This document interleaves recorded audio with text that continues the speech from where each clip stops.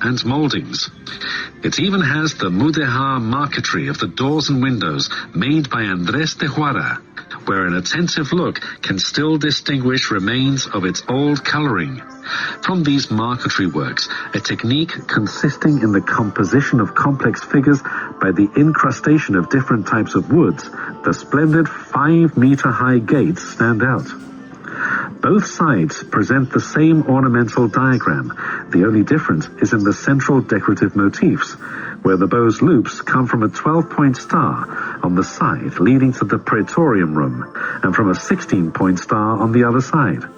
Also, the Latin inscription and cursive Gothic letters that covers its jambs corresponds to a Holy Father in the first case and the Creed in the second. The same carpenter built the beautiful coffered ceiling that covered this room. Its formal diagram, 5 big lines of squared coffers, was born in the classical era and reappeared in Italy during the Renaissance period, where they countered with the venerable model of 5 coffered rows, which lightened the dome of the Agrippa Pantheon in Rome. Surely, Fadrique saw one of these coffers during his journeys through Italy when he was heading towards Jerusalem. He probably saw the coffers at the Pisa Cathedral or the San Lorenzo Church in Florence. In any case, its structure is more modern than the rest of the palace's framework. Notwithstanding, the internal decoration of each one of the coffers is still dominated by the typical elements of mudéjar carpentry work.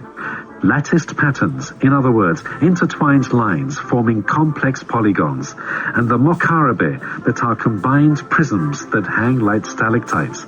Like in the patio, we again find a Renaissance structure almost completely hidden below an abundant and dominant mudéjar-style ornamentation.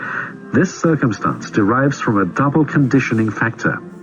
On the one hand, the tradition and knowledge of local craftsmanship, and on the other hand, the extraordinary attraction to the decoration at the Alcazar, the King's Palace, which still served as a source of prestige and social distinction for the urban elite.